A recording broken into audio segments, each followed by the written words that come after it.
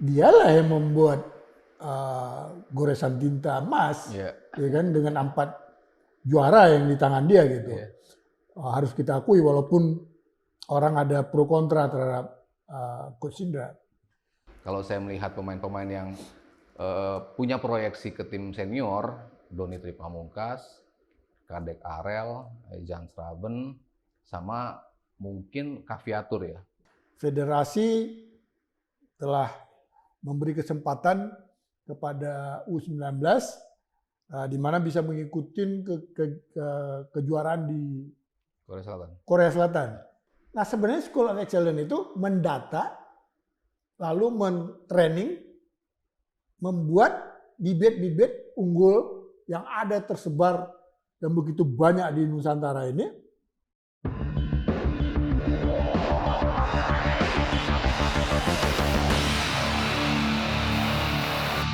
Kembali bertemu dengan saya Hassani Abdul Ghani di acara Hassani Corner. Saya tetap ditemani oleh sahabat saya, Mas Sabto. Ya Bang. Apa kabar nih? Sehat, alhamdulillah sehat. Kok jadi tumben nih kita, merah-merah? Makin sehati kayaknya. Sehati ya? Nggak janjian padahal ya. Satu St. Louis, baseball tetap. Saya udah Ferrari. Nggak janjian kita ya. Berarti udah mulai sehati. Gimana Mas, sehat? Alhamdulillah sehat-sehat. Kemarin di Surabaya enggak? Enggak, Enggak ya? nonton di sini aja. Sama ada tugas di Olimpiade juga kan? Oh, oke. Saya diundang ke Surabaya, tapi nggak bisa pergi. Mas Sabto, pertama kita ucapin selamat lah Yes. kepada Coach Indra dan anak-anak U19 yang telah bisa juara lah AFF setelah sekian lama. Kan terakhir 2013 ya, Betul. kalau saya tidak salah, untuk U19. Mas Sabto, kalau melihat, kan sebelumnya kita udah bahas di babak penyisian grup. Iya. Tiba-tiba kan kita mengatakan tidak mudah untuk menuju ke final. Betul. Ada juga yang komplain tuh. Judul kita kok seperti ambigu gitu. Iya. Seperti meremehkan. Meremehkan. Padahal kan kita itu memecut Iya. supaya mereka hati-hati. Karena kita hadapin kan siapapun yang masuk ke semifinal kan bukan tim yang lemah gitu. Betul. Ternyata kan memang tim kuat seperti Malaysia dan Thailand. Iya. Kalau pandangan Mas Sabto nih, melihat 2 pertandingan semifinal dan final, gimana? Iya, ya seperti yang pas kita previewkan ya, Ya. yang melawan Malaysia, saya akan bilang entah Malaysia, entah Thailand yang akan ditemuin sebagai Ya. runner-up atau juara grup dari C-nya. Ternyata Malaysia kan yang kita temui dan dua-duanya saya bilang tidak akan mudah. Betul. Karena dari game plan Malaysia dan juga Thailand tuh betul-betul rapih mainnya ya. Mereka possession base-nya enak, lalu creating chances-nya juga tidak terpaku pada salah satu orang yang betul-betul menjadi andalan, tapi semua lini bisa bekerja secara optimal gitu. Jadi butuh kreasi ekstra dari pemain kita untuk bisa mencetak gol. Dan ya akhirnya kejadian, kita bisa menang di semifinal dengan skor tipis. Di final pun kita bisa menang lawan Thailand, walaupun kita didominasi total oleh Thailand. Berapa kali kita dikepung, tapi kita ya harus mainkan bola-bola jauh, harus membuang bola jauh. Karena memang begitu bagusnya ya permainan dari Thailand dan sebelumnya di semifinal oleh Malaysia. Ya tapi inilah kehebatan Indra Syafri ya, harus kita akui lah. Orang selalu mengkomparasi dia dengan Sintayong segala macam dari gara permainan jelek, tapi what matters is hasilnya. Dan Indra Syafri selalu bisa deliver. Ini gelar keempat dia. Kalau kita bicara gelar, ya dialah pelatih tersukses yang ada di Indonesia kalau kita bicara gelar ya. Setuju. Walaupun U19 2 kali, U20 sekali, dan SEA Games sekali. SEA Games sejak 91, berapa pelatih sih yang berganti? Tapi yang bisa memberikan ternyata Indra Syafri gitu kan. Artinya dia punya something special ya. Untuk bisa meramu sebuah tim, untuk bisa memaksimalkan tim itu tampil dalam format kompetisi yang peaknya kan betul-betul ya harus di situ, tidak ada nantilah kita ini nggak bisa, harus betul-betul memainkan permainan terbaik di setiap pertandingannya dan sampai di final. Dan Indra Syafri ternyata bisa melakukan itu. Ini pelatih yang mungkin punya tangan dingin ya untuk melatih anak-anak muda ini, figur kebapaan itu nanti ternyata dia bawa es terus tuh. iya, ditempelin ke pemainnya supaya dingin gitu ya. Ya ternyata dia bisa melakukan itulah, dengan orang bilang permainannya membosankan, orang bilang permainannya hanya reaktif, tapi ternyata works dengan timnas kita dan dia bisa menghasilkan gelar ya. Mungkin itu yang utama. Iya, saya melihat mengamati Coach Indra udah lama. Kalau kita lihat kan fenomenal dia kan waktu tahun 2013 ya. Dia membawa U19 dari from nobody tiba-tiba kok muncul nama Indra Safri. Gitu. Nah, dalam perjalanan memang kita harus akui kalau kelompok umur yang dialah yang membuat goresan tinta emas, ya kan, dengan 4 juara yang di tangan dia gitu. Harus kita akui walaupun orang ada pro kontra terhadap Coach Indra. Ada yang menarik kalau kita lihat dari perjalanan karir beliau ya. Memang kan kita sangat lemah dalam hal scouting di grassroots. Kita itu kan seperti lahir sporadis gitu. Memang banyak bibit, tapi kan kalau tidak diorganisasi dengan baik kan dia menjadi sia-sia. Nah, apa yang dilakukan waktu dia mengumpulkan anak-anak ini di 2013, itu kan dia datang berkunjung setiap daerah, belusukan istilahnya. Kan artinya dia meng-scouting sendiri. Akhirnya dia mendapat pemain, dia bentuk, lahirlah era Evan Dimas. Nah, karena kita sudah lama benar waktu itu tidak ada euforia yang juara, seakan-akan kan mengalahkan Korsel, kita juara AFF tahun itu kan hal yang luar biasa. Yang akhirnya dibuatlah tur Nusantara. Yang tidak pernah terjadi, tapi ya dianggap salah waktu itu. Kalau menurut Mas Sabto, Coach Indra ini, profilnya, dari pandangan Mas Sabto gimana? Pernah ya dia ada wawancara khusus gitu dengan dia, dan dia tuh banyak faktor-faktor yang di luar kebiasaan gitu, di luar yang orang biasa praktekkan gitu. Bahkan dengan pemain itu lahir bulan apa, sionya apa, bintangnya apa tuh termasuk kalkulasi dari Indra Syafri.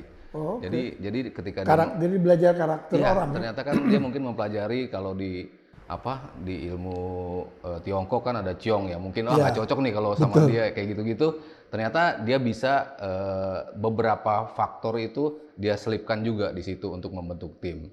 Kita bisa tertawa, kita bisa apa, tapi buktinya dia bisa buktikan di lapangan, dan itu menjadi salah satu yang tadi goresan tinta emas yang jarang dipraktekkan atau diberikan oleh pelatih lain. Itu salah satu faktor.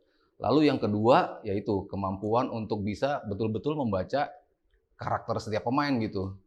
In-game management, pergantian pemain itu selalu tepat.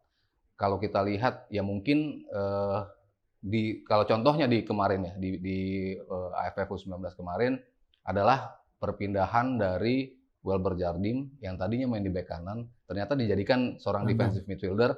Ternyata works, dan itu yang menjadi salah satu kunci di mana kita punya lini tengah yang lebih solid. Yang tadinya kan Tony Firmansyah di situ, Vigo Dennis di situ, bukan pemain jelek, tapi ternyata Welber Jardim bisa offer something yang berbeda untuk tim ini. Itu menjadi salah satu kunci kenapa kita menjadi juara. Itu kan juga pandangan dari seorang Indra Syafri. Saya pernah cerita juga waktu itu yang dia memilih pemain cadangan yang tidak dipilih oleh asisten pelatihnya, tapi ternyata works dan menjadi match winning goal yang diciptakan oleh Tovani. Itu kan salah satu juga yang tidak bisa dibaca oleh pelatih-pelatih lain. Kalau tapi bisa. Satu kejuaraan bisa kita bilang faktor luck. Betul. Tapi kalau sudah 4, bukan faktor luck. Berulang sampai 4 kali itu suatu bukti bahwa ya memang dia punya tangan dingin, dia punya pemahaman terhadap pemain, siapa yang siap masuk, kapan pemainnya harus dimainkan, masukin si Jens Raven. Itu kan juga butuh waktu panjang kan untuk dia menjadi pemain seperti sekarang. Awalnya dibully juga kan, nggak pernah ngasih kontribusi. Ini pemain apa sih, lari-lari doang gitu. Tapi ternyata by the time dia main terus, akhirnya ketemu dan akhirnya bisa mencetak 3 gol dan menjadi pemain terpenting yang akhirnya mencetak gol di final juga. Ya. Itu kan butuh proses, butuh pemahaman dari Indra Syafri, butuh kepercayaan diri yang diberikan pada pemain. Jadi kombinasi dari faktor non teknis ditambah teknis di lapangan dan in game management itu Indra Syafri kalau kita bicara kelompok umur memang the masternya. Harus kita akui. Ya. Artinya kan kalau kita lihat dia pertama membawa Indonesia AFF U19 2013. Lalu dia juga AFF U22 Ya. 2019. Lalu SEA Games 2023 dan AFF terakhir 24. Ya. Ada 4 kejuaraan. Maka orang sekarang ada sebutan the special one. Mengcompare dia kalau level dunia dengan Jose Mourinho. Ya memang gaya Jose Mourinho kadang-kadang nyebelin. Betul. Ya kan? Saya terus terang saya bilang nonton di semifinal dan final kemarin tidak saya nikmati sebagai penonton, malah deg-degan saya karena diserang terus. Betul. Tapi ujungnya kita menang. Itu kebahagiaan. Ya. Tapi ya mau komplain apa ya? Indra Syafri telah membawa kita. Ya tadi saya sepakat dia special one kalau untuk umur itu ya. Nah, dengan kita juara U19, lalu perkembangan timnas senior U23 kan ini jadi pantauan. Kalau sebelumnya kan sempat seakan raja ASEAN itu kan kalau nggak Thailand, Vietnam. Ya 2 itu aja lah yang diobrolin. Nah sekarang dengan beberapa hasil yang dibuat baik oleh Sintayong maupun Coach Indra, ini kan peta ASEAN mulai berubah. Orang melihat, wah Indonesia ini lagi bangkit. Kalau saya sih nggak mau terlalu melayani media Vietnam ngomong negatif, Malaysia ngomong negatif. Kan biasanya kalau kita udah maju pasti ada orang ngomong negatif. Menurut Mas Sabto, benar nggak sih kita lagi berkembang? Atau benar nggak sih Indonesia lagi bangkit di ASEAN? Ya, kalau orang berbicara, udahlah mindset kita Asia, kita udah bukan level ASEAN. Ya saya selalu setuju dengan itu, tapi validasi kita sebagai jagoan ASEAN tuh apa? Kan harus ada trofi. Ya. Tetap aja trofi itu kan, kalau Thailand kan ya mereka valid dibilang sebagai raja ASEAN. Karena berapa belas SEA Games, AFF berapa kali, di segala usia umur juga berapa kali. Di U19 sendiri mereka rekor juga 5 kali, bersama Australia sama-sama 5, kita baru 2 kali. Jadi kan ada validasi yang melekat pada Thailand ketika mereka disebut sebagai raja ASEAN gitu. Nah kita kan mengklaim diri kita sekarang sudah menjadi jagoan ASEAN gitu. Tapi belum baru jagoan. Baru jagoan. Validasinya tapi apa gitu kan? Kita sekedar masuk final-final terus, itu kan bukan sebuah validasi ya. Kalau kita bicara lo jagoan, ya lo buktikan dengan trofi. Nah ini sudah mulai ke arah sana gitu kan. Dengan U19 yang sudah dapat, dengan SEA Games-nya sudah dapat, lalu kita menjadi negara satu-satunya dari ASEAN yang ada di round 3 Piala Dunia. Itu paling nggak kita sudah menuju step yang benar gitu. Dan saya melihat ada garis lurus antara permainan yang ditunjukkan tim senior bersama Sintayong, U19 bersama Indra Syafri, dan U16 bersama Novarianto. Semuanya menunjukkan gaya yang mirip atau acuannya dari Sintayong. Pressing yang bagus, selalu terus involved in the game, berlari, tidak boleh capek ya. Semua tim menunjukkan extra time 2 kali 15 tetap dengan konsistensi yang tinggi. Itu kan di level berapapun kita sudah tunjukkan. Artinya kan apa yang diminta oleh Sintayong tentang perbaikan fisik itu sudah terlihat. Jadi kalau kita bicara apakah kita menuju raja ASEAN, ya saya sangat setuju gitu ya. Dari sisi permainan kita. Saya kurang sepakat raja ya. Mungkin jagoan mungkin. Jagoan ya. Kan kalau jagoan belum tentu jadi raja. Iya. Menuju menjadi raja. Mungkin. Dengan koleksi gelar-gelar yang tentunya akan bertambah. Jika memang gaya permainannya tetap dipertahankan, ya ada beberapa kombinasi antara pemain yang bermain di liga kita dengan pemain yang di luar. Ternyata itu works beautifully untuk membentuk timnas kita. Jadi ya semuanya berjalan sesuai dengan koridor yang pas.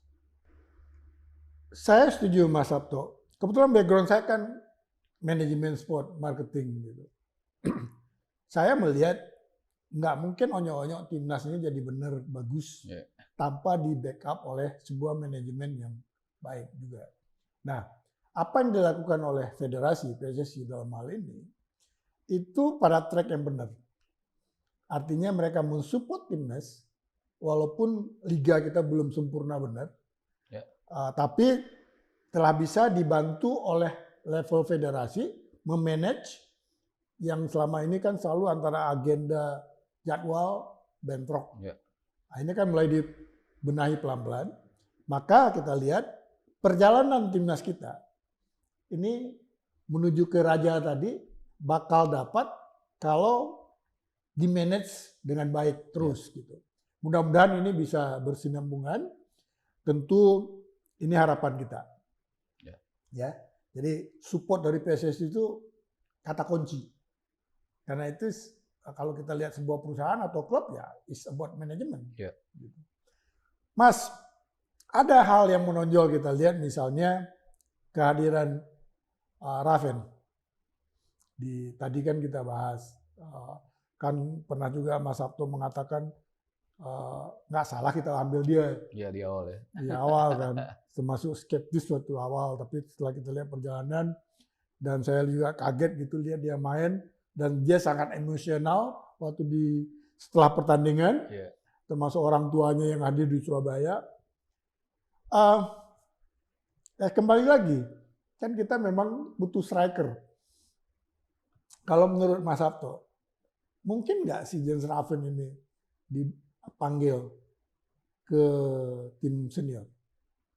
Iya, kalau ngelihat bagaimana Sintayong itu sebagai pelatih yang fair, kan saya selalu memuji dia sebagai pelatih yang fair. Orang mengatakan bahwa preferensi dia selalu pemain luar gitu, tidak pernah melihat pemain kita. Enggak kok, dia selalu memberikan kesempatan kok buat pemain kita ya, memunculkan Witan, Egy, Yakub Sayuri, Edo pernah dicoba juga. Bahkan kapten kita di belakang dalam tanda kutip, Muhammad Ridho kan juga bisa dikatakan sebagai produk lokal kita. Diberi kesempatan dan mereka bisa menjawab kesempatan itu. Dan saya rasa siapapun yang punya kemampuan untuk berada di level itu pasti akan diberi kesempatannya oleh Sintayong. Nah, Raven tuh kan selalu kita puji ya terakhir-terakhir ya sebagai pemain yang komplit dari sisi atribut seorang striker. Dia bisa menjadi Rafael Strike yang saya selalu komparasikan, mencari ruang, bergerak, involve in the game, di sepertiga terakhir aktif dalam meminta bola, membukakan ruang dan ngasih kesempatan pemain lain untuk masuk, tidak egois. Itu kan salah satu atribut yang harus dimiliki oleh orang striker. Tapi dia juga clinical juga di depan gawang gitu. Ketika dapat kesempatan, dia bisa mencetak gol yang emang lo dikasih umpan, diharapkan mencetak gol, dan dia bisa execute itu. Di final, insting dia sebagai striker kan terlihat. Ada bola datang begitu cepat dari Kadek Arel, dia bisa menyambarnya dan menjadi gol. Itu juga dibutuhkan jelas untuk poacher nomor 9 di depan gawang. Nah, kita kan tidak punya pemain yang sekomplit itu di posisi striker. Kita punya strike, kita punya Ramadan Sananta, Hoki Caraka, Arkan Kakak yang tipenya seperti itu. Tapi yang tipe punya dua-duanya, ya saya lihat baru Jens Raven. Jadi sangat mungkin dia dipanggil di U23 dan ke seniornya. Selain Raven, kalau catatan Mas Sabto yang pantas dipanggil ST ke U23 atau ke senior siapa lagi? Iya, kalau Kadek Arel punya kualifikasi untuk itu. Cuman kan berkelahi di posisi back tengah kan berat sekali ya. Banyak sekali ya. Banyak sekali, lokalnya aja udah bagus-bagus. Tadi kita sebut Rizky Ridho. Sementara masih ada Elkan Bagot, masih ada Jordi Amat, masih ada Itses. Banyak sekali pilihannya di posisi itu. Kadek Arel mungkin bisa untuk menjadi pelapis. Itu salah satu yang sangat mungkin masuk. Lalu kalau saya lihat di kiri, Doni Tripamungkas, itu luar biasa permainannya. Dia terpilih sebagai MVP kemarin. Iya, dari sisi permainan, ya, walaupun nggak main satu pertandingan ya, tapi secara overall mungkin dia pemain yang paling mature di lapangan ya. Dalam artian tidak pernah grogi ketika ditekan dan very simple mainnya. Ketika lo udah nggak mungkin untuk bisa menguasai bola, ya buang. Cari jalan yang paling aman seperti apa, dibuang. Dan itu kemampuan decision making yang sangat matang dari pemain yang baru berusia 19 tahun. Lalu bagaimana dia menyisir sisi kiri, bagaimana dia ngelewatin orang tanpa berlebihan lah gaya goceknya, lalu akurasi passingnya juga bagus. Itu will be a very good addition di sisi depan kiri. Jadi kalau saya melihat pemain-pemain yang punya proyeksi ke tim senior, Donny Pamungkas, Kadek Arel, Jan Schraven, sama mungkin Caviatur ya. Caviatur tuh juga menjadikan suka gue lihat Caviatur. Ya, Caviatur dan Verbal Jardim ya. Dua pemain itu lini tengah luar biasa. Ya seperti yang kita bahas di episode sebelumnya lah. Oke. Sebenarnya kata Coach Indra, bukan target yang dibebankan oleh federasi kepada dia untuk menjuarain AFF. Tapi target dari federasi kepada Coach Indra adalah bisa masuk ke Asia. Di mana kita berada di grup, yang satu grup ada Yaman, ada Maldives, sama Timur Leste. Nah, memang masih September, tapi kan sebentar lagi. Kalau menurut Mas Sabto, kira-kira target federasi ini bisa nggak dipenuhi oleh Coach Indra lewat anak-anak U19 ini? Ya. Kalau kita lihat dari lawan-lawannya ada. Ya, bahkan kayaknya sekarang tuh target atau impiannya sudah bicara di Piala Asia-nya. Seolah-olah kita sudah lolos. Nanti di Piala Asia kita harus menambah siapa nih untuk bisa tampil. Jadi kan seolah-olah kita sudah dengan mudah akan lolos dari babak kualifikasi ini. Ya on paper kita dapat advantage sebagai tuan rumah. Main di Jakarta, sejauh ini Stadion Madia yang menjadi venue, Yaman, Maladewa dan juga Timor Leste. Mungkin Timor Leste dan Maladewa akan bisa kita kalahkan dengan relatif mudah ya kalau kita bicara di atas kertas.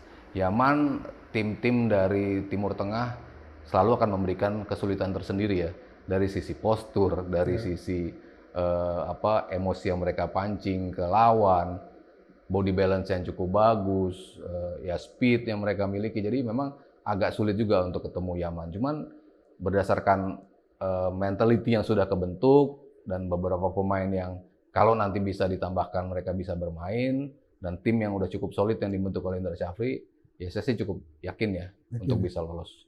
Ya, kan sebelum AFF tim U19 ini kan pernah ngikutin kayak acara kayak di Toulon di Prancis, yang waktu itu banyak orang kecewa karena kalahnya, lalu kalah lawan tim PON Sumut, ya kan?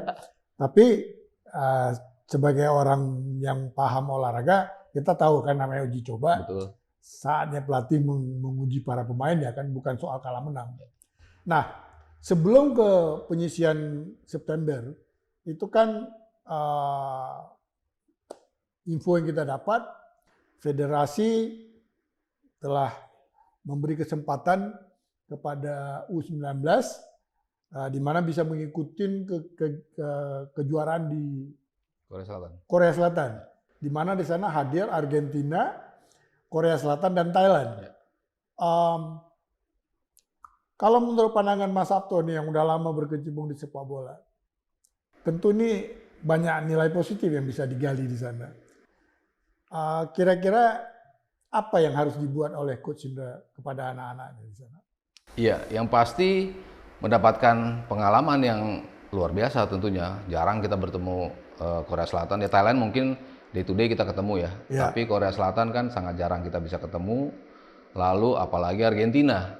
Kita tidak pernah, jarang sekali ketemu dengan Argentina di level seperti ini. Jadi ini menjadi momen yang sangat bagus. Ya seperti halnya sebetulnya di Toulon juga. Di mana kita majority of time kita marah-marah lah dengan hasil yang ada di lapangan. Kalah 4-0, kalah 3-0, kalah dengan skor-skor besar. Tapi kan lawannya pun harus diingat, levelnya lebih tinggi usianya, dan kualitasnya memang jauh di atas kita. Kan saya bilang, lebih baik uji coba jelek, tapi masuk ke turnamennya kita buktikan di situ. Dan itu yang terjadi kan. Kita main jelek, kalah sama Sumut salah satunya, tapi di turnamen kita menjadi juara. Kita menuju turnamen kualifikasi Piala Asia, tapi sebelumnya kita tampil di sini. Jadi kita bisa mendapatkan apa yang menjadi hal yang bisa melengkapi tim ini. Kayak Jan Schraven dipasukkan di situ tidak bagus, tapi kan ternyata perlahan-lahan kepercayaan diri dia nambah. Ya. Pemain-pemain yang bagus tampil di AFF kemarin ya karena mengalami kekalahan juga di sana. Jadi pengalaman yang sangat berharga ketika kita harus ketemu Argentina dan Korea Selatan. Jadi itu akan menambah makin kaya strategi bagaimana menghadapi tim yang di atas kita, game plan seperti apa yang dimainkan, dan secara mentality kita akan lebih kuat. Saya suka teori kita bermain atau istilahnya eksibisi game itu dengan tim-tim yang di atas kita. Jadi waktu kita bermain di turnamen resmi lawan tim-tim seperti Malaysia, Thailand segala macam, itu kan kita lihat hari ini buktinya jauh lebih berbeda. Tapi kalau kita buat uji coba lawannya tim di bawah kita, waktu kita main di resmi juga nggak ngaruh banyak. Gitu. Iya. Jadi apa yang dilakukan sekarang misalnya datang ke Korea Selatan, lawan Korea, lawan Argentina, nggak apa-apa kalah. Yeah. Kalau bisa kalahnya jangan banyak-banyak gitu. Yeah. Tapi disitulah tempat kita menguji gitu. Mas Sabto, tentu kalau di senior kan kita ada beberapa pemain naturalisasi lah, pemain diaspora apapun namanya lah. U19 juga, saya juga agak surprise melihat Coach Indra mulai terbuka juga dia. Artinya dia juga melihat ya memang materi dalam negeri belum maksimal. Nah kalau kita berbicara level Asia atau ASEAN di atas, ya kita tentu butuh tambahan-tambahan materi gitu. Yeah. Nah sampai beliau saya lihat datang ke Belanda, apa yang dilakukan oleh SCE juga sekarang mulai beliau tiru gitu. Yeah. Nah ada 3 nama ini tercatat yang katanya lagi diproses, yaitu ada Dion Mark, ada Maurizio Inoki sama Tim Gaspen. Kalau Mas Sabto ngikutin, kira-kira gimana nih materi pemain-pemain yang sudah mendapat rekomendasi dari Coach Indra ini?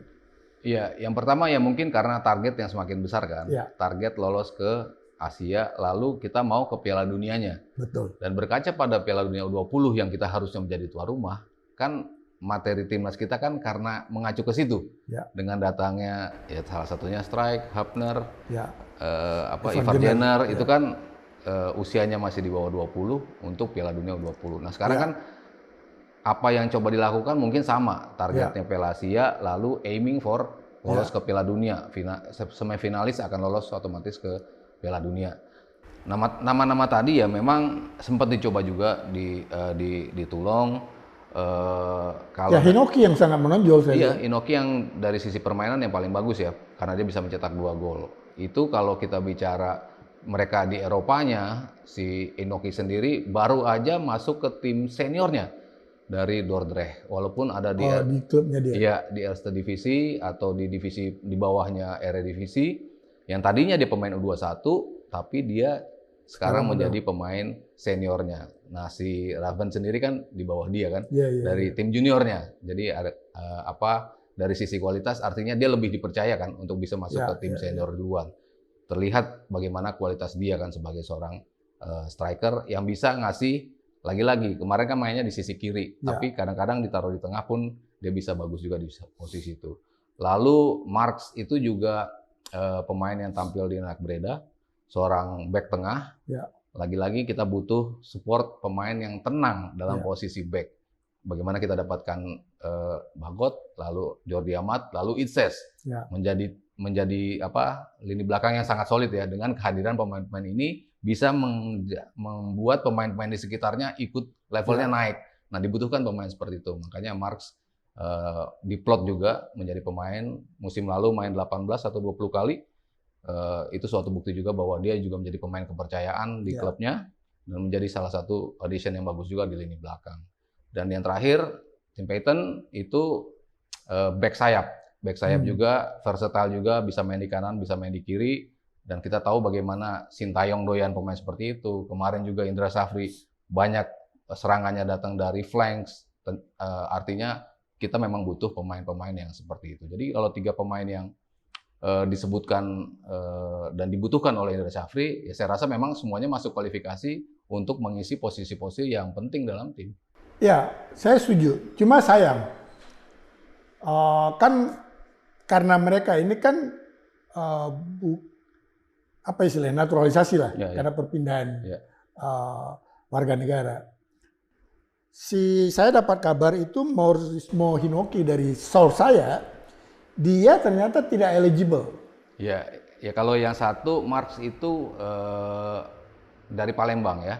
Dia dari Palembang punya darah langsung, Hinocchi dari Ambon. Cuman ya pertanyaannya kan apakah dia generasi kedua atau ketiga? Ya. Yang di FIFA kan seperempat ya, atau nenek atau kakek. Jadi FIFA itu hanya meloloskan generasi pertama, paling tinggi kedua. Iya, kakek atau nenek kan, seperempatnya boleh. Menurut info yang source saya, Hinocchi ini generasi kelima. Bukan ketiga ya, kelima ya? Bukan, kelima. Jadi dia terlalu jauh. Sayang sih, secara materi bagus, secara dianya mau main, kita juga butuh dia, tapi persyaratannya mau dibawa kemanapun dia nggak lulus. Iya. Jadi mau dibawa ke CAS, mau dibawa kemana, kecuali ada perubahan aturan yang dibuat FIFA. Karena FIFA hari ini paling tinggi mengakui sampai nenek. Walaupun nenek kelahiran pun boleh ya?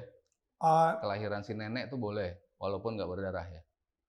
Iya, karena dia melihat siapapun lahir di negara tersebut, walaupun dia bukan, kan ada perbedaan hukumnya, hukum negara sama hukum FIFA. Ya. Kalau negara dia beda lagi dia. Darah ya? Darah, dia mengakuin darah, dia tidak mengakuin kelahiran. Kalau Indonesia. Tapi kalau Amerika, Inggris segala macam tuh mengakui lahir. Betul.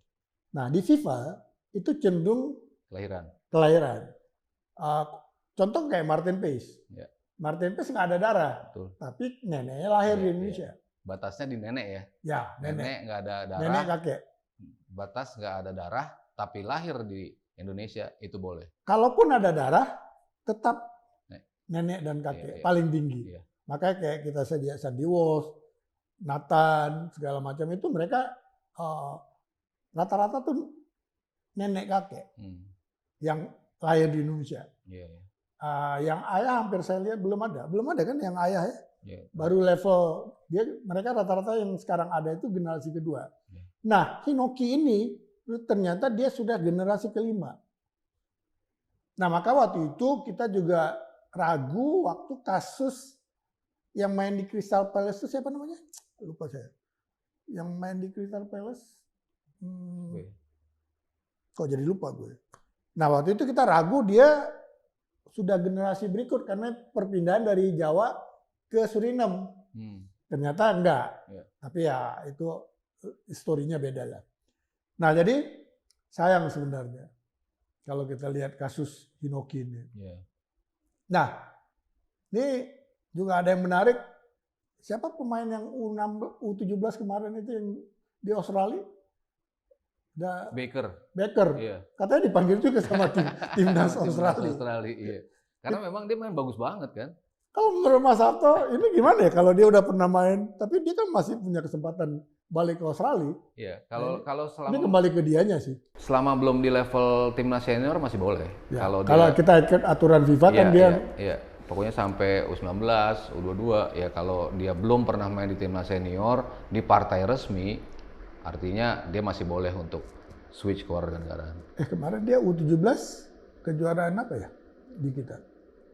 Piala AFF U16. U16. Iya. Dia nggak ikut di Piala Dunia?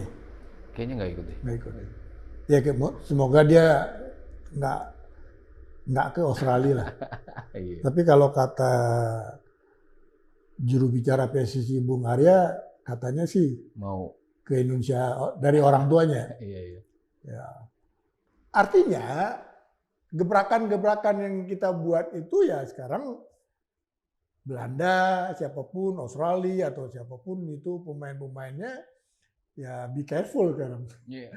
Artinya kalau lo nggak ambil, gua ambil kan, kira-kira gitu. Duluan sekarang. Mas Sabto, ini kan kalau kita lihat kan PSSI sekarang di era sekarang kan telah coba membuat konsep mengumpulkan data. Kan kalau bisa ada 150 data pemain. mulai dari level bawah, U17, U19, U20, U23, untuk ujungnya kan di final, senior. Begitu juga dengan wanita ya. Kalau menurut Mas Sabto yang sudah berkecimpung di dunia sepak bola baik nasional internasional, hal seperti ini apakah harus pantasnya dilakukan sebelumnya atau memang ini ya kita nggak akan pernah bilang terlambat ya? Ya, walaupun mungkin terlambat ya. Mungkin terlambat. Pandangan Mas Sabto. Iya, data tuh selalu menjadi kunci kan. Kalau kita lihatlah suksesnya Amerika tuh apa sih? Ya, datanya luar biasa. Kita ngelihat dari anak SD main aja udah ada datanya gitu kan. Main ke junior di SMP, apalagi NCAA kan semua datanya udah terkumpul semua. Memantaunya gampang, melihat track record segala macamnya. Dia pernah ada history injury apa enggak, itu kan penting. Ketika, wah ini pemain bagus, tapi udah mengalami injury berkali-kali, berarti kan tidak pas untuk level timnas gitu kan, yang kayak gitu-gitu. Dan ya jangankan bank data soal itu, tapi daftar pemain aja saya rasa belum terkumpul dengan rapi lah. Tadi kan Bang Hasani juga bilang kan Indra Safri sampai harus belusukan ya, karena kan tidak bisa memantau pemain di level junior hanya based on kita buka data gitu kan. Padahal kalau semua ya mungkin berangkatnya dari SSB, dari ya Asprof tuh harus punya lah semua daftar itu, karena itu lebih memudahkan untuk kita bisa memantau pemain gitu.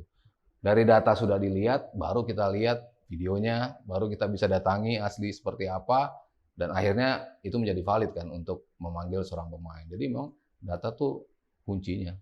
Saya suka bank data itu kan menjadi kata kunci sebagai professional management, ya.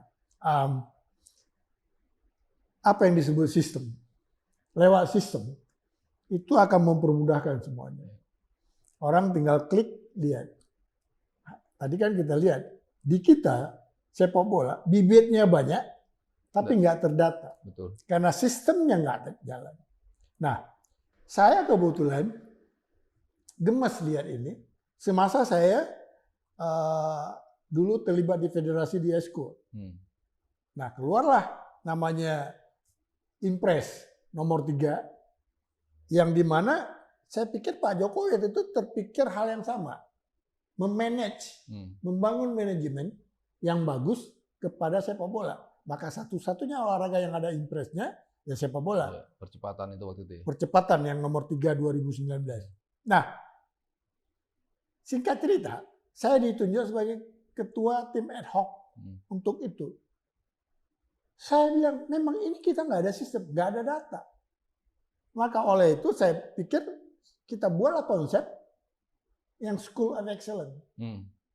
Nah sebenarnya School of Excellence itu mendata, lalu men-training, membuat bibit-bibit unggul yang ada tersebar dan begitu banyak di Nusantara ini, dibuat ke produk yang punya nilai, yang istilahnya value-nya bisa naik. Tapi ya kami keburu tergantikan. Tapi konsep itu sempat saya titik ke Pak Erik, cuma nggak tahu apakah dijalanin atau mereka membuat konsep lain. Tapi menurut saya tanpa sistem kita berbicara ke depan itu nggak akan sempurna. Ya, akan lebih lambat. Lebih lambat. Ya kan? Betul. Ya. Saya setuju itu Mas Sabto. Apalagi Mas Sabto punya experience sebagai orang yang selama ini mengamati sepak bola nasional, dan Mas Sabto juga sangat fasih dengan perkembangan sepak bola di benua Eropa. Apalagi tadi Mas Sabto mengatakan, menarik saya, Mas Sabto mengambil contoh soal data itu Amerika. Yes. Nah, sedikit saya lihat Australia hari ini kan di Olimpiade nyodok. Karena dia itu sistemnya dia benarin. Jadi sport science terbaik di dunia bukan di Amerika, Mas. Di Australia. Ya, untuk cabang-cabang terukur terutama. Yes. Itu hebatnya Australia. Ya. Ya artinya kita sedikit kalau mau singgung, kalau mau mikir kepada Olimpiade harus memikirkan cabang-cabang mana yang bisa meraih medali. Ya. Itu yang dikembangkan. Betul. Nah, kalau sepak bola itu lain lagi, itu masalah hiburan banyak itu, ya kan? Ya. Nah, Mas Sabto, sebelum kita tutup nih, kan kita tadi berbahagia karena kita U19 telah mengantar Indonesia menjadi juara yang sudah lama, terakhir 2013. Lalu kita juga ada turnamen yang kemarin kita bahas, Piala Presiden. Hari ini sudah menuju ke titik final. Di mana Borneo ketemu dengan Arema. Yang menarik sih Arema ini. Iya. Wah, keprosok di bawah penyisian, tiba-tiba nyodok. Atau ini dukunnya udah mulai bagus lagi nih. Gimana nih menurut Mas Sabto? Iya, antitesis ya kalau melihat ya. Maksudnya kalau Borneo kan emang kemarin juara seharusnya Borneo ketemu Persib Bandung. Iya, regular seasonnya kan memang Borneo. Dan segi quality emang nunjukin bahwa Borneo emang pantas ada di situ kan kemarin. Walaupun di Championship series mereka kalah gitu. Ya. Tapi kan quality wise ya mereka tetap ada tim yang di level itu. Jadi wajar juga ketika mereka bisa sampai ke final. Walaupun sulit juga ya di final. Ya. Butuh gol menit ke 90+6 dari Gavin Kwan untuk bisa memenangkan Borneo lawan Persija 1-1 hingga menit terakhir, tapi akhirnya Persija kan kuat juga. Persija juga kuat, regenerasinya mungkin yang salah satu yang terbaik yang ada di Indonesia dengan pemain-pemain mudanya. Tapi ya Borneo lagi-lagi nunjukin kualitasnya bisa sampai ke final. Ya Arema jelas sebuah kejutan ya. Ketika mereka akhirnya bisa sampai final, dan kalau melihat mainnya sih sebetulnya nggak semewah itu juga sih. Kemarin ada beberapa gol yang tercipta karena ada kesalahan dari lawan juga. Persis Solo ada back pass yang salah, akhirnya kipernya mencoba melakukan capping dan akhirnya direbut dan menjadi gol gitu. Ya gol-gol scrappy goals gitu masih terjadi dan bisa dimanfaatkan oleh Arema sehingga mereka bisa sampai ke final. Cuman kalau ngelihat kualitas sih kayaknya Borneo masih menjadi tim yang lebih pantas ya untuk menjadi juara ya, tapi dia ingin membuktikan the real champion. Iya, the real champion. Mudah-mudahan. Iya. Mudah-mudahan Borneo ya kita doakan ya, karena Arema juga udah berapa kali juara kan di Piala Presiden. Iya. Mas Sabto, luar biasa obrolan kita, nggak terasa udah menyentuh menit-menit ini overtime. Terima kasih Mas Sabto. Sama-sama Bang Hassani. Terima kasih para penggemar Hassani Corner. Please ngikutin terus program kami. Please subscribe dan like, karena tanpa Anda kami juga tidak akan berkembang. Sekali lagi saya mengucapkan terima kasih banyak kepada penggemar Hassani Corner yang selama ini telah setia mengikuti program kami. Sekali lagi Mas Sabto, terima kasih. Sama-sama. Sampai bertemu. All About Sport.